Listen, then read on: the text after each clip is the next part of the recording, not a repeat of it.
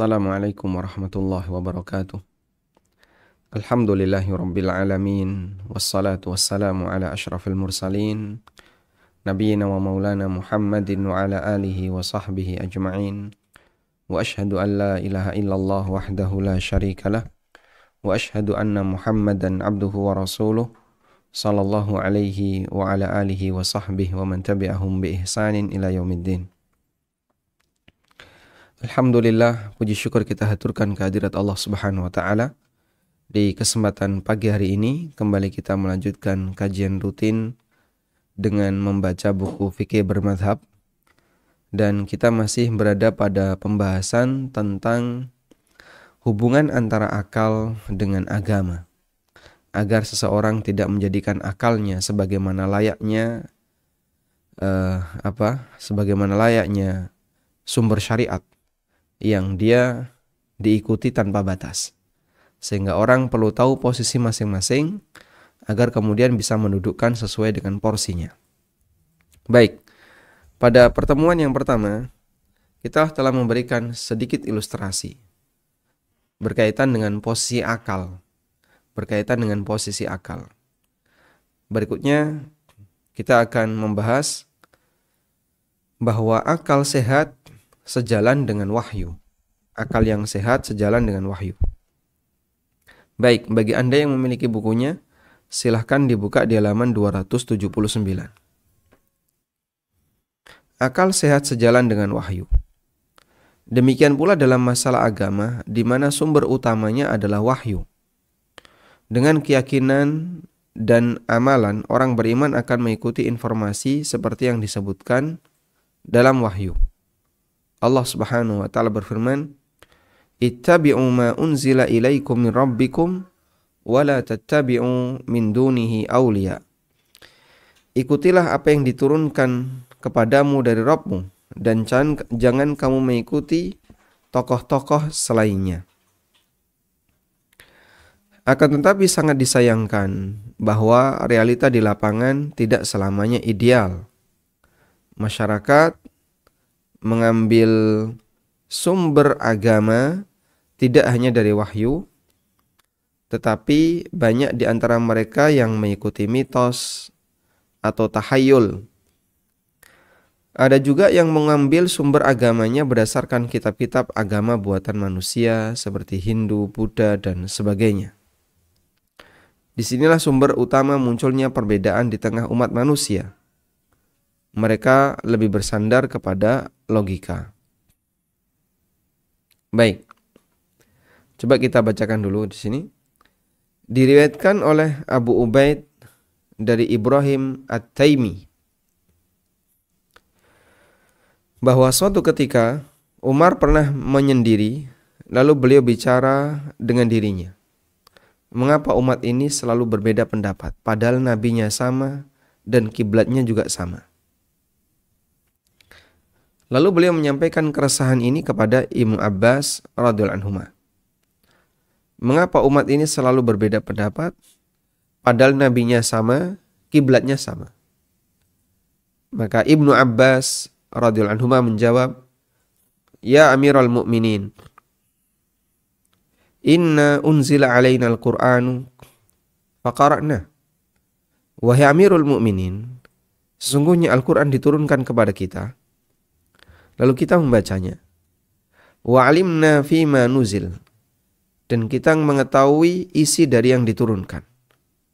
Wa innahu sayakunu ba'dana, dan sesungguhnya akan ada setelah kita aqwamun, beberapa orang atau sekelompok manusia, yaqra'una al-Qur'an wa la yadruna fima nuzil. Mereka membaca Al-Qur'an tapi mereka enggak paham isinya. Fayakunu lahum fihi ra'yun, tapi mereka punya logika. Mereka menggunakan logika. Fa idza kana lahum fihi ra'yun ikhtalafu. Nah, di saat mereka menggunakan logika itulah mereka berbeda pendapat. Fa idza ikhtalafu iqtatalu.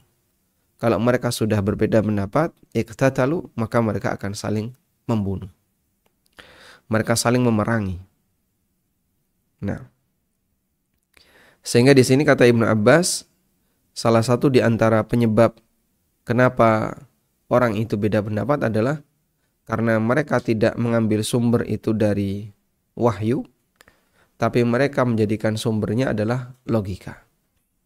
Baik. Kemudian begini jamaah. Jadi kita punya dua aktivitas ya.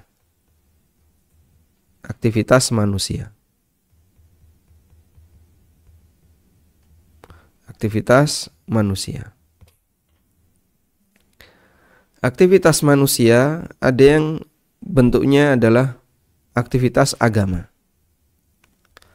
Aktivitas agama ini meliputi apa saja?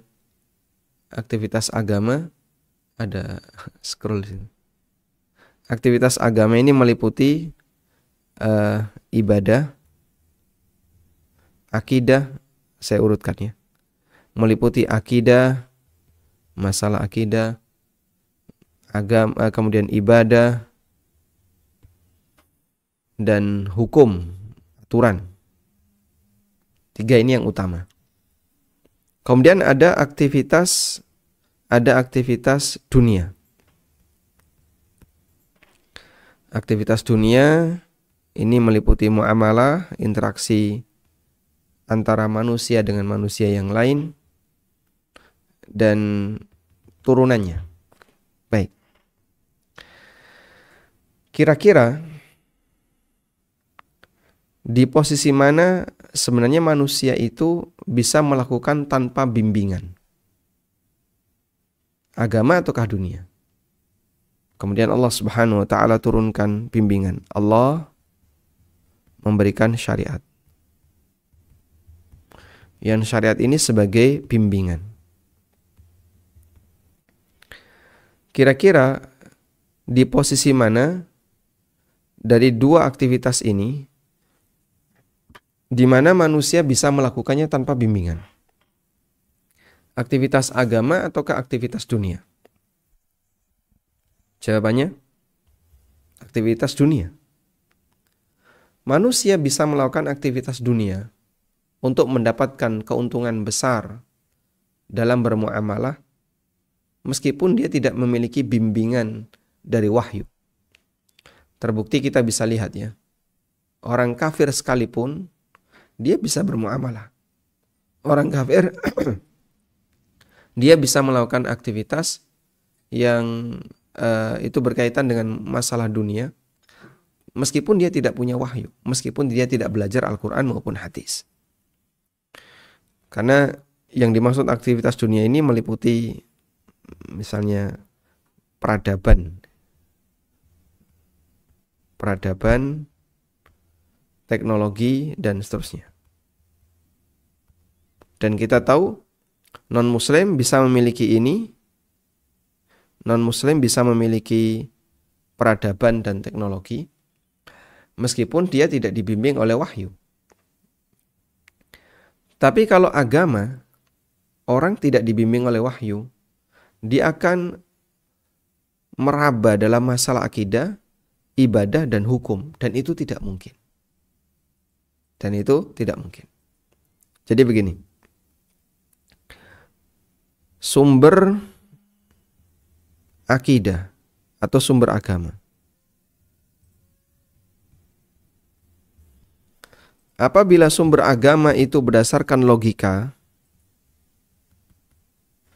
maka agama tidak mungkin bersatu. Tidak mungkin bersatu. Karena logika manusia itu sangat banyak dan beragam. Sehingga jika sumber agama manusia itu dari logika, maka tidak mungkin agama itu bersatu. Dan kalau agama tidak mungkin bersatu, jadinya ada sekian ribu agama yang akan dianut oleh manusia. Terus standar yang benar yang mana? Karena masing-masing logika mengklaim itu benar. Yang menang debat itu yang benar. Oh, belum tentu. Menang debat itu belum tentu benar. Karena menang debat itu hanya pada masalah dia pintar menyampaikan, pintar beralasan. Tapi belum tentu dia yang benar. Sehingga logika tidak mungkin dijadikan sebagai sumber agama. Lalu yang mungkin apa Pak? Yang mungkin adalah wahyu yang datang dari Tuhan. Saat wahyu dijadikan sebagai sumber agama, maka mungkin agama itu disatukan.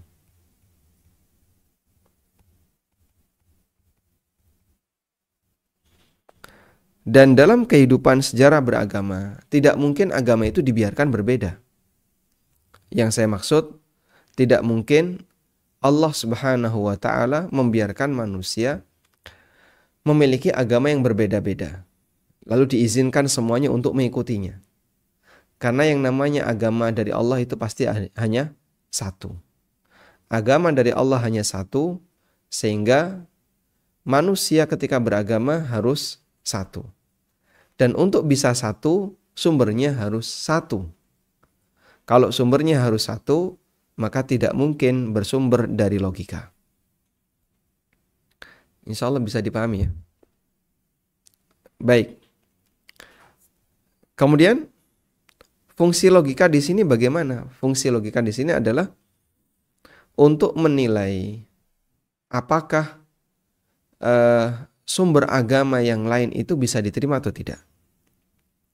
Sehingga kalau misalnya saya gambarkan, ini adalah sebuah agama yang diikuti oleh seseorang. Ada seseorang yang beragama. Dalam beragama itu ada wahyu yang masuk. Ada juga mitos. Ada juga hadis palsu. Yang saya maksud agama di sini meliputi keyakinan, amalan, dan seterusnya. Dari agama yang dianut oleh si A, ada yang berdasarkan Al-Quran, ada yang berdasarkan hadis, ada yang berdasarkan mitos. Si A tinggal di situ dan si A punya mitos, sehingga dia juga punya keyakinan. Ya. Misalnya dia punya keyakinan pada saat Rebu Wekasan. Rebu Wekasan berarti Rebu terakhir pada bulan Sya'ban, akan turun balak dari langit yang jumlahnya sekian ribu balak. Maka untuk bisa menolak balak itu, orang harus melakukan beberapa amalan A, B, C, D. Jadi keyakinan dia ada balak di Rebu terakhir bulan Sya'ban, Rebu Wekasan. Kemudian dia melakukan ibadah tertentu. Maka jadilah agama. Ada juga orang punya keyakinan. Pada saat tanggal 12 Rabiul Awal, arwah Nabi Muhammad SAW itu datang. Mendatangi umatnya yang sedang merayakan kegiatan tertentu. Nah, kemudian di sini muncul keyakinan tertentu. Sudah? Kemudian juga dalam beragama, si A ini melakukan amalan. Nah, amalan yang dia lakukan berdasarkan hadis yang tidak ada dalilnya. Misalnya, dia meyakini kalau rajin minum kopi itu, maka nanti tidak akan ditanya oleh malaikat. Karena siapa yang mati sementara di perutnya ada kopi, man mata wa fi batnihi syai'un minal qahwa. Barang siapa yang mati sementara di perutnya ada kopi, lam yas'alhul malaikah, maka malaikat tidak akan bertanya kepadanya. Masya Allah. Baik, itu bercampur aduk pada dirinya ya. Nah, dan itu semuanya menjadi insight ya, menjadi sumber keyakinan seseorang, ideologi seseorang. Saya sebut itu sebagai satu kesatuan agama. Kita belum berbicara ini agama ideal bukan ya? Agama A. Ini adalah agama si A. Pada diri si A ini, dia punya keyakinan yang berasal dari sumber yang berbeda-beda. Si A juga punya keyakinan yang benar. Sholat itu wajib. Loh, dari mana kamu tahu? Al-Quran bilang kayak gitu. Aqimus sholat wa atuz zakah. Tahu. Puasa itu wajib. Dari mana kamu tahu wahai A? Maka A mengatakan, Karena Allah perintahkan kutiba alaikumusiyam, diwajibkan kepada kamu berpuasa. Atau bahwasanya Nabi Muhammad SAW Nabi yang terakhir. Karena di Al-Quran ada yang menyebutkan wa khataman nabiyyin, beliau adalah sebagai khatam para nabi. Berarti dalam posisi ini agamanya Syiah juga ada yang berasal dari wahyu. Agama Syiah ada yang berasal dari wahyu. Dan ada yang berasal dari mitos. Sudah bercampur jadi satu di situ. Nah, disinilah Anda bisa lihat ya, peran logika. Peran dari logika. Logika Syiah berbicara. Logika Syiah berbicara. Tahapan awal yang ada pada diri Syiah, logika dia menilai dari sekian sumber ini mana sih yang layak untuk diloloskan. Sehingga logika itu ibarat saringan yang dipasang di sini, Pak. Ini adalah sebuah membran saringan. Nih, saringan logika.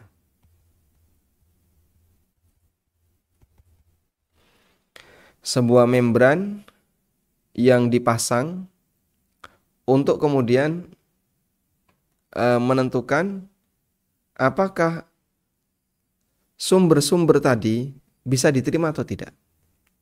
Yang keluar di sini adalah yang bisa diterima. Dari situlah kita bisa melihat Al-Quran mengajak orang untuk berpikir. Masa kayak gini kau yakini? Afala ta'qilun? Afala tasma'un? Afala tatafakkarun? Afala tadhakkarun? Itu kan Al-Quran seperti mengajak. Masa ada mitos kayak gini kau yakini? Logikamu di mana? Sehingga akal sehat itu akan bisa menilai sebuah informasi yang jelas, yang benar, sejalan dengan akal sehat. Misalnya, ada mitos kayak tadi ya. Bulan Syuro, bulan Ciloko. Barang siapa yang mengadakan acara di bulan Syuro, maka akan mendapatkan kecelakaan. Ya. Dia akan mendapatkan kecelakaan. Misalnya, kira-kira mitos itu bisa masuk seperti ini, bisa masuk ke sini enggak? Ke saringan ini. Saringan logika. Mitos datang. Mitos. Secara logika ditolak. Saya enggak bisa menerima. Logika saya menolak. Logika saya menolak, bagaimana mungkin sebuah mitos bisa dinilai benar. Padahal itu mitos. Mitos kan enggak punya landasan. Misalnya tadi ya, bulan Syuro, bulan Ciloko. Bulan Syuro, bulan Ciloko. Apa hubungannya antara kecelakaan yang akan dialami oleh manusia dengan bulan Muharram, bulan Syuro? Orang akan mengatakan, tidak nyambung, nggak ada hubungannya. Yang namanya manusia, di bulan manapun ya, pada asalnya, apa bedanya antara bulan Syuro dengan bulan Safar? Apa bedanya antara Muharram dengan Safar? Kalau masalah fadilah, keutamaan, memang ada perbedaan. Tapi kalau kita bicara bulan Safar itu takdirnya berpihak kepada manusia, nanti bulan ini takdirnya tidak berpihak kepada manusia, itu tidak ada hubungannya. Akhirnya membran yang bernama logika ini menolak, sehingga dia terpental. Dia pun tertolak. Lalu ada lagi yang masuk, misalnya hadis palsu. Ketika hadis palsu dicerna oleh logika, kita kan tidak boleh meyakini sesuatu yang tidak disabdakan Nabi SAW. Masa dalam masalah amal harus pakai hadis palsu? Atau orang melakukan sholat raghaib, atau sholat ini, padahal itu hadisnya palsu. Nah, karena dia tahu bahwasanya ini hadis palsu, ya ngapain saya melakukan amal? Nabi SAW tidak mengajarkan itu. Akhirnya tertolak. Tertolaklah hadis palsu itu. Satu-satunya yang bisa diterima adalah wahyu. Saat wahyu datang, logika mengatakan ini sumber agama yang sebenarnya. Karena agama tidak bisa dirancang oleh manusia. Bisanya harus berdasarkan bimbingan dari Allah. Dan itulah wahyu. Nah, wahyu ini yang diterima. Kurang lebih seperti itu gambaran fungsi logika dalam beragama. Dan logika yang sehat akan sejalan dengan wahyu. Karena dia tahu dalam beragama itu dalam beragama itu orang tidak mungkin bisa lurus kecuali dengan bimbingan dari Allah Subhanahu wa taala. Baik, insya Allah bisa dipahami ya. Jadinya kesimpulannya gimana, Pak? Logika tidak mungkin jadi sumber agama. Logika bukan sumber. Karena tadi kalau logika itu sumber, logika saya dengan logika Anda kan beda. Logika Anda dengan logika orang lain beda. Jika logika itu jadi sumber, coba bayangin. Terus jadi ada berapa agama? Karena nantinya jadi beda-beda. Ini beda dengan ini, beda dengan ini. Lalu semuanya jadi sumber semuanya. Tidak karuan itu jadinya.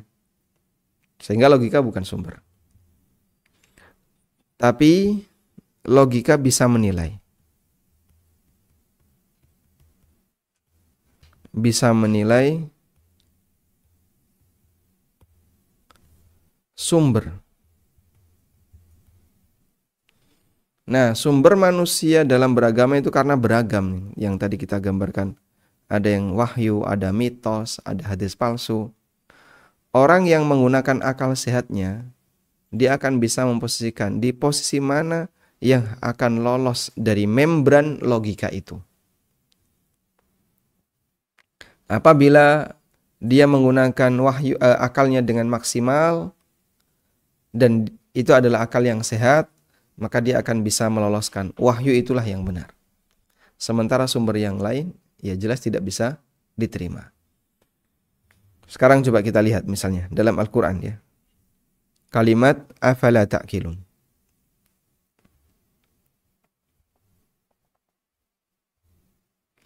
Afala ta'qilun. Misalnya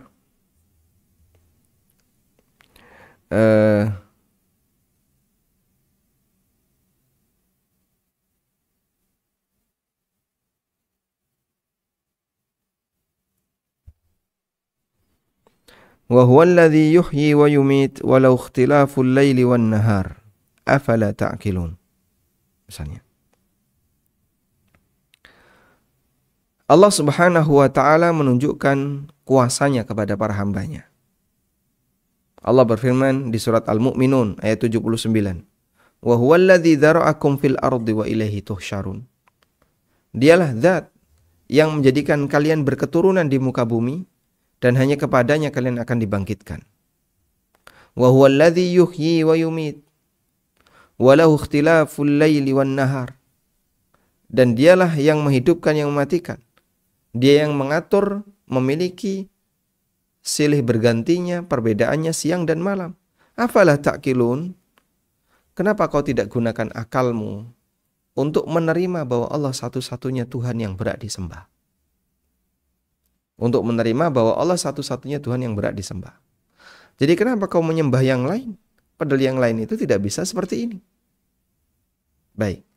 Ini salah satu contoh. Sehingga Allah Subhanahu wa taala mengajak manusia untuk menggunakan logikanya. Dengan semua sifat ini, kenapa kau tidak mengakui kalau Allah satu-satunya zat yang berhak disembah? Logikamu di mana? Sekarang yang lain misalnya.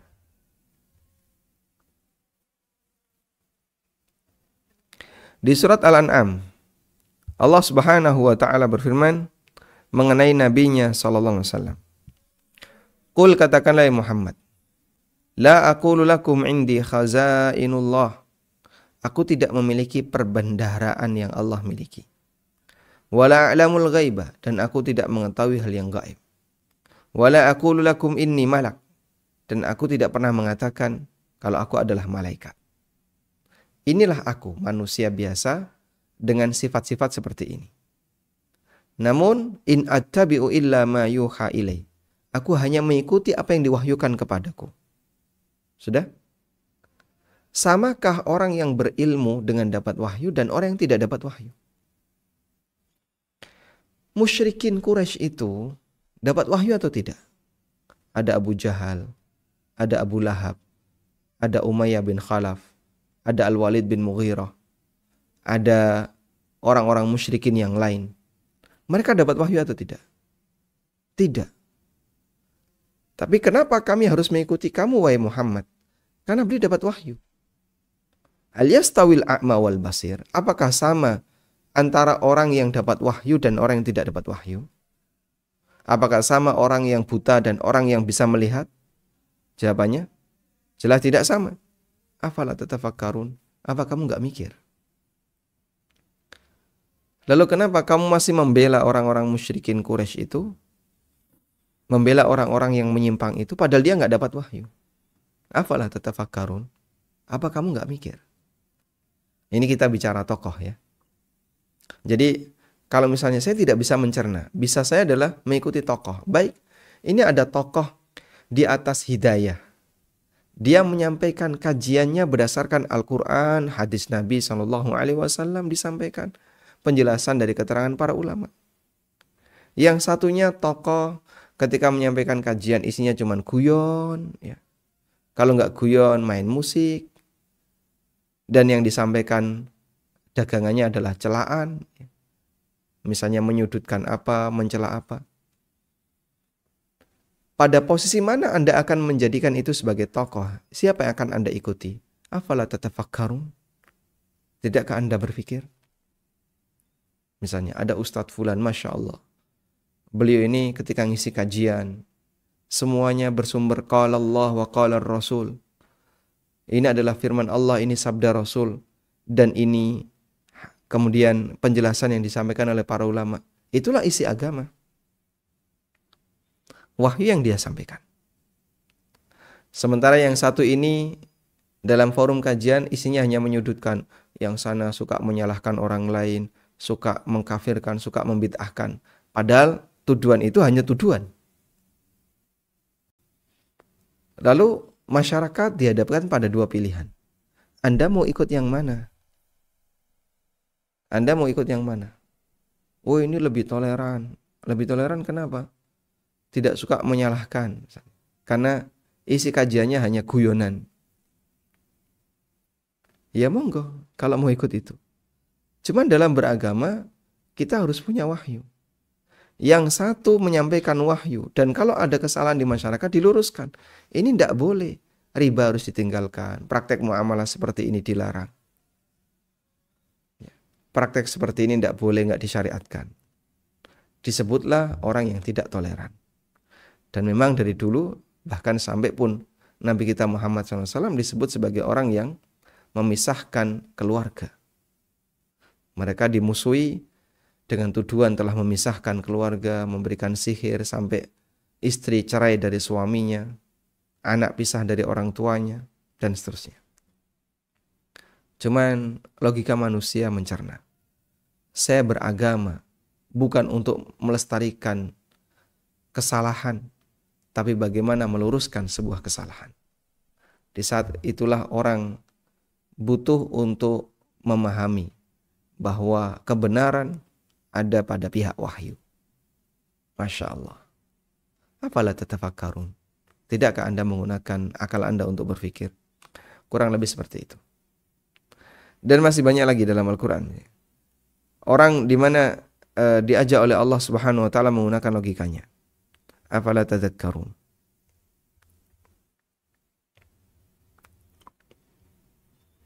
Misalnya dalam firman Allah Subhanahu wa taala,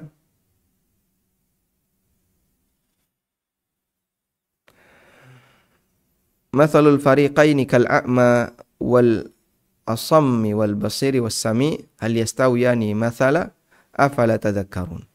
Allah membuat permisalan orang yang saleh dan orang yang sesat. Orang yang sesat dia mengikuti misalnya mengikuti penyimpangan yang bersumber dari mitos, yang bersumber dari tahayul dan seterusnya. Sementara orang-orang yang beriman, mereka beramal soleh dan mereka punya rasa takut kepada Allah. Lalu Allah katakan, "Matsalul fariqaini kal a'ma wal asammi wal basiri was sami." Perumpamaan dua kelompok ini seperti orang buta dan tuli. Buta dan tuli. Dengan orang yang bisa mendengar dan bisa melihat. Buta dan tuli artinya kebenaran ada di hadapannya, tapi dia tidak mau untuk melihatnya. Kebenaran ada di hadapannya, tapi dia tidak mau mendengarkannya. Wong ora tau sinau agama. Tidak pernah belajar agama, tidak pernah mendekat ke agama. Dan hidupnya isinya adanya maksiat. Melakukan aktivitas sesuai dengan hawa nafsunya. Urip sakarepe dhewe. Sudah? Dia hidup terserah dia. Yang satunya orang yang mengikuti bimbingan wahyu, belajar agama, kemudian berusaha untuk diamalkan, berusaha dipraktekkan dan diajarkan kepada masyarakat. Matsalul fariqaini kal a'ma wal asammi was sami'i wal basiri was sami. Perumpamaan dua kelompok ini seperti orang yang bisa melek dan bisa mendengar dengan orang yang buta dan dia tidak bisa mendengar. Kira-kira mana dari dua kelompok ini akan Anda ikuti? Afala tadhakkarun? Tidakkah kalian berpikir, merenungkan, mengambil pelajaran darinya? Masya Allah. Jadi fungsi logika di situ akan menilai. Ini ada A, ada B. Yang A seperti ini, yang B seperti ini. Sudah, Anda punya logika. Menurut logika sehat Anda, mana yang akan Anda pilih? Sangat sederhana. Sehingga kalau orang masih memilih tokoh yang sifatnya seperti itu, nggak punya ilmu agama tapi diikuti, ngomongnya ngawur diikuti, yang penting pokoknya lucu. Dan sebenarnya lucu itu tidak semua orang menganggap itu lucu. Bagi sebagian orang itu lebay. Karena melucunya dibuat-buat dan jadinya kurang nikmat untuk dirasakan. Baik, dalam posisi itu mana akan Anda pilih? Yang A ataukah yang B? Logika akan mencerna. Bagi mereka yang punya akal sehat, dia akan bisa mengetahui siapa yang akan dia pilih. Wallahu a'lam. Kurang lebih itulah gambaran posisi logika. Sehingga ketika dia dimanfaatkan dengan maksimal, ketika logika itu dimanfaatkan dengan maksimal, dia akan bisa berfungsi untuk menilai mana kebenaran dan mana penyimpangan. Demikian, wassallallahu ala nabiyyina Muhammadin wa ala alihi wa sahbihi wasallam. Dan insyaallah pada pertemuan berikutnya, nanti kita akan membahas tentang aneka sumber agama. Yang tadi sudah kita sebutkan sedikit gambarannya. Besok akan, atau di kesempatan berikutnya akan kita bahas ini insyaallah. Wassallallahu ala nabiyyina Muhammadin wa ala alihi wa sahbihi wasallam. Cari produk ANB Store, kaos, merchandise, atau buku. Silakan kunjungi anbstore.id, Tokopedia dan Shopee di ANB Store ID.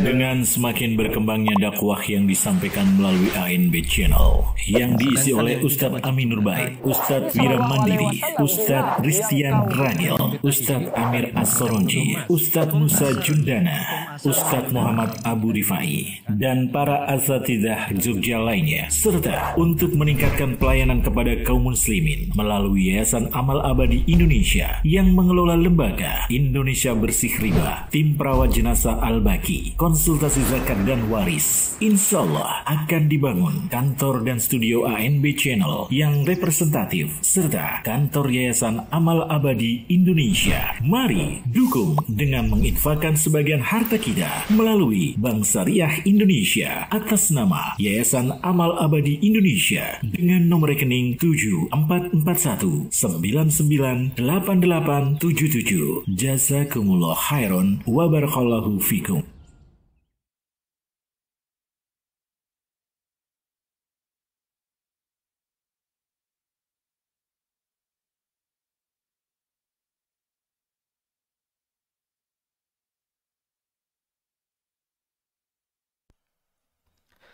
Alhamdulillah. Selanjutnya kami persilahkan bagi Anda yang mau bergabung. Assalamualaikum. Silahkan. Gini saya Ustaz, sekarang baca hadis itu Ibnu Umar kalau nggak salah itu Ustaz, tentang dimakruhkannya ke kita itu membeli barang yang sudah dihibahkan gitu Ustaz. Membeli barang yang sudah dihibahkan. Kalau nggak salah itu riwayatnya udah Ustaz, apa itu juga berlaku untuk tanah gitu juga Ustaz gitu ya. Sebentar Pak, maksud Bapak gimana nih? Ada riwayat itu kan bahwa kita itu dimakruhkan untuk membeli barang yang sudah kita hibahkan ke orang lain gitu. Jadi jadi Bapak beli lagi? Iya, membeli lagi gitu. Nah itu hadisnya gimana itu Ustaz ya? Apa itu juga untuk termasuk tanah juga, kalau untuk tanah udah kita hibahkan kita beli lagi gitu di mana gitu ya. Assalamualaikum warahmatullahi wabarakatuh. Waalaikumsalam warahmatullahi wabarakatuh.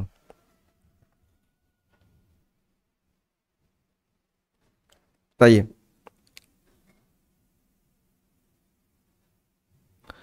Coba kita buka keterangan ini.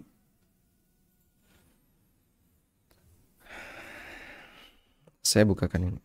Sudah ya.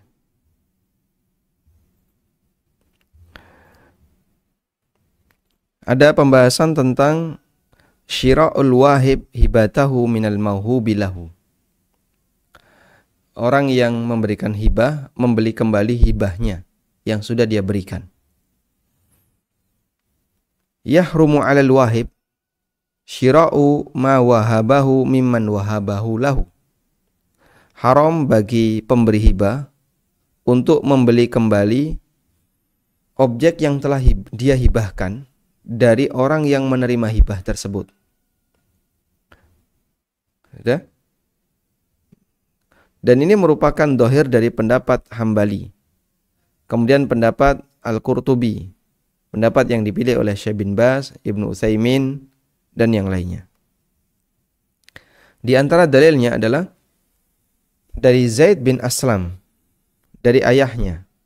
Beliau mengatakan, Sami'tu Umar radhiyallahu anhu yaqul. Aku pernah mendengar Umar radhiyallahu anhu menyampaikan, Hamaltu ala farasin fi sabilillah. Aku pernah memberikan kepada seseorang kuda agar dipakai untuk jihad fi sabilillah. Umar ngasih ke si A seekor kuda agar dipakai untuk jihad fi sabilillah. Fa'adha'ahu alladhi kana 'indah. Ternyata kuda itu tidak dirawat oleh orang yang saya kasih tadi. Fa'aradtu an ashtariyahu. Lalu aku ingin untuk membelinya. Wah, daripada kamu tidak merawat, sini tak beli. Wa dhanantu annahu yabi'uhu birukhas. Dan saya yakin pasti dia nanti akan menjualnya dengan harga yang lebih murah. Fasa'altun Nabiyya sallallahu alaihi wasallam. Lalu aku tanyakan kepada Nabi sallallahu alaihi wasallam. Faqala, lalu beliau mengatakan, la tashtari, jangan kau beli. Wala ta'ud fi sadaqatika, jangan kau tarik kembali sedekahmu. Wa in a'takahu bidirhamin, meskipun kau beli dengan kau bayar pakai uang. Meskipun ketika membeli kau bayar pakai uang. Fa innal a'ida fi sadaqatihi. Karena orang yang menarik kembali sedekahnya. Kal a'idi fi qai'ihi. Seperti orang yang menarik kembali muntahannya. Waliyadzubillah. Baik. Hadis riwayat Bukhari Muslim. Kemudian alasan yang lain selain alasan dalil di atas, bahwa yang namanya asyira, membeli, itu adalah bagian dari menarik kembali hibah. Alasan yang ketiga, li'annahu wasilatun ila istirja'i syai'in minha wa qad yusamikhuhu raghbatan aw rahbatan. Karena ini bisa menjadi sarana untuk menarik kembali barang yang lain. Padahal dulu dia sudah kasih hadiah itu, dia sudah hibahkan itu, barang itu dengan cara yang benar, dengan cara yang sukarela. Dan dalam hadis ini tidak disebutkan apakah ini hanya khusus untuk binatang ataukah mencakup umum. Jawabannya karena tidak ada keterangan bahwasanya itu dikhususkan, berarti pada asalnya mencakup umum. Apalagi teks hadisnya adalah berkaitan dengan masalah hibah atau sedekah. Sehingga kalau kamu sudah memberikan sesuatu kepada orang lain, jangan ditarik kembali. Apapun caranya. Apapun bendanya. Baik itu barang maupun tanah. Wallahu a'lam. Baik, silahkan. Silahkan, Anda sudah terhubung. Assalamualaikum warahmatullahi wabarakatuh. Waalaikumsalam warahmatullahi wabarakatuh. Silakan. Semoga Ustadz, tim AN dan seluruh kaum muslimin wal muslimat selalu dalam lindungan Allah Subhanahu wa taala. Amin walakum bimitslin. Apa tadi di luar tema masalah ini utang, Ustadz. Tukang? Ada saudara Utang. pinjam, iya. Ada saudara minjam, tapi dia mungkin lupa gitu kan. Tapi kalau misalnya kita ikhlaskan, kita nggak usah ngingetin dulu gitu loh. Apa boleh begitu, Ustaz? Apakah masih ada keinginan untuk ditarik? Ya saudara kandung sih ya, jadi ingatnya memang ikhlas gitu. Tidak ada keinginan untuk ditarik ya? Insya Allah tidak. Baik. Dan satu lagi Ustaz, tentang doa nih. Misalnya kita ngamalin doa, ada di Al-Quran surah Asy-Syu'ara ayat 83. Rabbi habli hukmau wa alhiqni bisolihin. Apa boleh itu selalu diamalkan biar miskan sujud gitu. Baik. Syukran jazakallahu khairan. Assalamualaikum warahmatullahi wabarakatuh. Waalaikumsalam warahmatullahi wabarakatuh. Yang pertama berkaitan dengan utang. Dan Anda sudah punya niat untuk membebaskan utang itu. Apakah harus diberitahu ataukah boleh ditunda? Jika Anda sudah tidak ada keinginan untuk menariknya kembali. Karena terkadang makna diikhlaskan itu ada dua. Yang pertama sudah nggak pengen ditarik lagi. Yang kedua, ya kalau dikembalikan diterima, tapi tidak ditagih. Makanya perlu dipastikan. Saya mengikhlaskan utang itu. Pastikan di posisi yang mana? Tidak ditarik lagi, atau berharap nanti kalau dikembalikan, terserah kapanpun waktunya, tetap akan diterima. Meskipun tidak ditagih. Kalau posisinya yang kedua, Anda berhak untuk kemudian memberikan waktu tunda, memberikan kelonggaran. Kapanpun mau dibayar silahkan, meskipun tidak Anda sampaikan. Tapi kalau posisinya yang pertama, di mana Anda tidak akan nagih lagi, maka sebaiknya disampaikan. Jika yang bersangkutan masih memikirkan utangnya. Sehingga kalau yang bersangkutan masih memikirkan kapan untuk bisa melunasi utang itu, maka sebaiknya Anda sampaikan ke saudara. Saya tidak akan nagih utangmu lagi. Nah, begitu disampaikan itu kan dia jadi plong. Alhamdulillah, plong dia. Kalau dia sudah plong seperti itu, Itu akan menenangkan hatinya, sehingga dia tidak kepikiran dengan utang dan tidak kebebanan dengan utang. Wallahu a'lam. Tapi kalau dia kayaknya kok orangnya lupa dan ketemu juga nyantai aja, dia kayaknya kok sudah tidak kepikiran utang itu, Anda diamkan saja sampai sama-sama lupa, insya Allah juga lebih baik, karena berarti bagian dari sedekah rahasia. Berikutnya, mengenai doa Rabbi habli hukman wa alhiqni bis salihin, ini adalah doanya Ibrahim alaihissalam, agar beliau diberi oleh Allah hukman. Apa itu hukman? Ibnu Abbas mengatakan hukman adalah al-ilmu. Hukman adalah ilmu. Wa qala Ikrimah, dan Ikrimah mengatakan huwa lub. Hukman artinya adalah kecerdasan. Sementara pendapat yang lain menyebutkan hukman maknanya adalah Al-Quran, dan ada yang mengatakan an-nubuwah, kenabian. Baik, jika kita pahami hukman sebagai ilmu dan kemampuan dalam memahami ilmu, maka kita minta itu silahkan, boleh.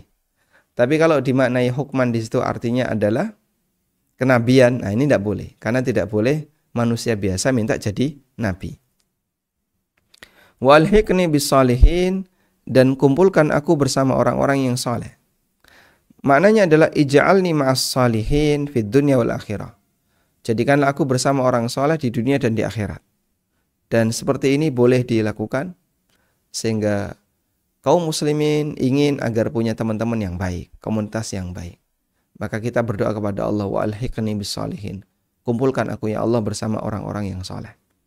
Kesimpulannya, selama doa ini tidak ada kandungan yang bermasalah, pada asalnya boleh dibaca oleh siapapun dan boleh dibaca kapanpun, dimanapun, terutama di waktu-waktu dan tempat yang mustajab.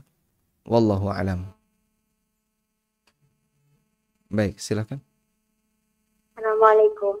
Waalaikumsalam warahmatullahi. Barakallahu fiik ya Ustaz. Barakallahu fiik. Ini Ustaz mau nanya tentang kalau misalnya sebelum meninggal dunia berwasiat begini Ustaz. Sebelum meninggal dunia, ya? Ya? Sebelum meninggal dunia kenapa? Sebelum meninggal dunia berwasiat begini. Aku nanti setelah meninggal dunia rumah ini pasti olehmu. Coba diulang isi wasiatnya. Isi wasiatnya gimana? Kalau nanti aku setelah meninggal dunia ini rumah ini ditempati oleh kamu. Ditempati oleh kamu. Ya. Boleh Apa enggak Ustaz? Kamu ini siapa? Keluarga. Misalnya ponaan begitu Ustaz. Dan punya anak enggak? Tidak. Enggak punya anak, sehingga rumahnya diserahkan ke keponakannya. Ya, sebelum meninggal dunia. Ahli warisnya siapa saja? Punya saudara? Ya, Punya saudara? ada. Saudara ada ya? Kami berdua dengan kakak perempuan. Berdua dengan kakak perempuan. Berarti ada kakak perempuan. Paman dari bapak? Paman dari bapak enggak ada. Enggak ada. Cuma paman dari ibu. Oh, hanya paman dari ibu. Paman dari ibu enggak dapat warisan ya? Baik. Ya. Misalnya kan pada ponaan atau siapa itu boleh apa enggak? Baik. Ini yang kedua Ustaz. Karena kan kalau bangun jam 2 malam ya Ustaz. Dan kalau sudah setelah sholat subuh kan pasti ngantuk begitu Ustaz. Doa pagi sering ketinggalan Ustaz. Kalau misalnya dibaca setelah duha boleh apa enggak Ustaz? Seringan seperti itu Ustaz. Boleh bang enggak Ustaz? Penjelasan. Assalamualaikum warahmatullahi wabarakatuh. Waalaikumsalam warahmatullahi wabarakatuh. Baik. Yang pertama, kalimat yang tadi Anda sampaikan itu kan kalimat wasiat ya. Nanti kalau saya mati, rumah ini kamu yang nempati. Dan kalimat kamu yang nempati itu berarti kamu yang memilikinya selanjutnya. Dan wasiat itu boleh dengan syarat satu, untuk selain ahli waris. Yang kedua,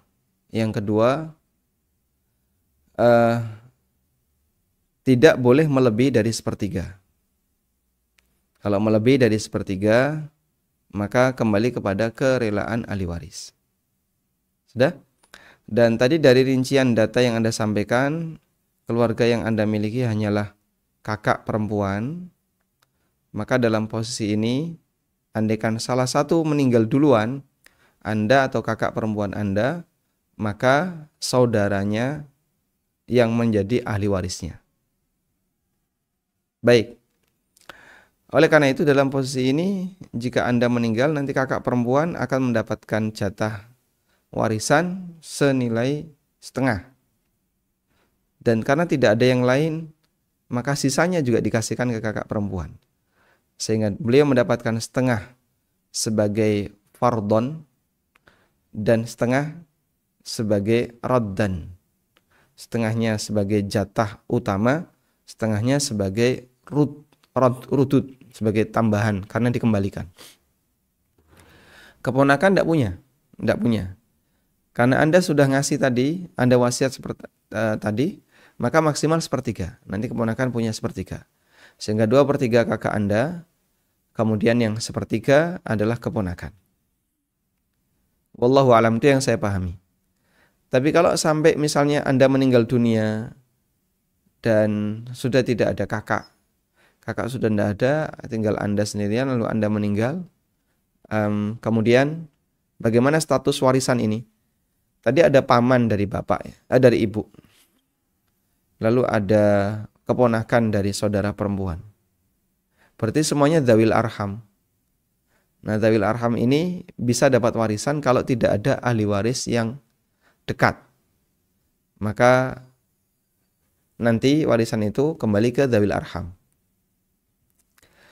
Nah, karena kembali ke dzawil arham, maka masing-masing dzawil arham itu mewakili orang yang punya hubungan dengan mayit. Sehingga paman dari ibu itu mewakili ibu, keponakan dari saudara mewakili saudara. Nah, terus pembagiannya berdasarkan itu. Wallahu alam, lengkapnya mungkin bisa baca buku saya, Pengantar Ilmu Waris. Nah, baik, silakan. Halo, assalamualaikum. Waalaikumsalam warahmatullahi. Saya mau tanya Ustaz apaan? Ini Ustaz, waktu sebelum suami meninggal kan dia selalu berkata apa itu, saya nggak tahu ya apa itu wasiat atau enggak. Saya menikah sama dia tidak punya anak. Saya menikah untuk kedua kali sama dia, saya orang single parent. Sebelum saya punya anak dari suami yang pertama. Terus saya menikah lagi dengan suami saya yang sekarang sudah rahimahullah, sudah almarhum, dan kita mempunyai rumah. Dari rumah ini hasil kita berdua, Ustaz, sebelum dia meninggal dia selalu berkata sama saya, ini nanti rumah akan jadi kamu. Nah, saya sebagai istrinya ini ingin bertanya, Ustaz, saya kan tidak punya anak dari almarhum, itu gimana caranya kalau seandainya rumah ini mau dijual dan rumah ini udah diwariskan atas nama saya dan suami saya itu punya keluarga, ibunya masih ada, adik sama kakaknya. Yang saya mau tanyakan sebentar, itu gimana saudaranya untuk kepemilikan. Baik, coba Ibu diurutkan tadi ya. Ibu masih ada ya? Terus saudaranya suami, ada laki ada perempuan? Masih ada kakaknya perempuan, adik 2 laki-laki sama perempuan, Ustaz. Berarti berapa saudaranya? Punya anak dari suami. Saudaranya berapa? Suami 3. Saudara suami 3. 2 laki-laki. Enggak, laki-laki 1. Adik, yang kakaknya 1 perempuan, adik 1 laki, adik 1 perempuan. Baik, 2 perempuan gitu ya saudaranya. Iya. Sudah? Sudah, Ustaz. Itu ini Ustaz mau tanya lagi, itu gimana hak saya sebagai istri, sedangkan itu waktu rumah hasil kita berdua, Ustaz. Usahanya bersama. Gimana? Dan hasil berdua maksudnya? Untuk pembelian rumah ini maksudnya dari hasil uang bersama, Ustaz. Gitu. Anda tahu porsinya? Anda Kenapa Ustaz? Anda tahu porsinya? Porsi ibu berapa persen, porsi suami berapa persen? Ya, waktu itu kita nggak hitung-hitungan Ustaz. Nah ini di sini Perkiraan aja, kita perkiraan ada ya? ya Perkiraannya ada? ada Ustaz. Baik. Nah ini kan ahli waris jatuh atas nama saya, itu gimana seandainya mau dijual Ustaz untuk pembagian dan haknya Ustaz. Itu aja yang ingin saya tanyakan. Jazakallah khairan katsiran. Wassalamualaikum warahmatullahi wabarakatuh. Waalaikumsalam warahmatullahi wabarakatuh. Baik. Seperti ini gambarannya ya. Ini saya anggap tanah atau rumah yang tadi menjadi warisan yang meninggalkan A. A meninggal, B ini posisi ibu. Iya.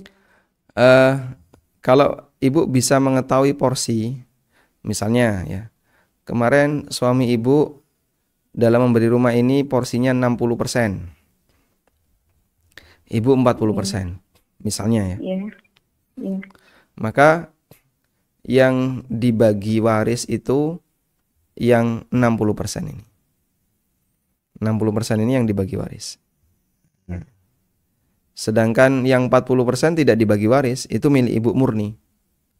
Ini milik B murni. Iya. Nah, inilah yang dibagi waris. Yang dibagi waris. Sudah? Nah, kalau sudah mengetahui seperti ini, berikutnya dilakukan pembagian waris. Pembagian warisnya ada ibu, ada saudara, ada istri. Apakah A sama sekali tidak pernah punya anak? Enggak ada anak. Enggak ada. Enggak ada. Enggak ada. Baik. Berarti istri dapat 1/4. Karena A tidak punya anak. Kemudian ibu punya 1/6. Ya. Karena A punya saudara. Nah, nanti sisanya di sini. Sisa dimiliki oleh saudara. Sudah? Baik, Ustaz. Nah, yang dibagi itu ini. Yang tadi saya arsir kuning nih ya. Ini yang dibagi dengan porsi-porsi tadi. Begitu? Dipahami insyaallah? Ya. Insyaallah paham Ustaz. Baik, alhamdulillah. Barakallahu fiik. Ustaz. Baik, walhamdulillahirabbil alamin. Demikian yang bisa kita sampaikan di kesempatan kali ini, semoga bermanfaat.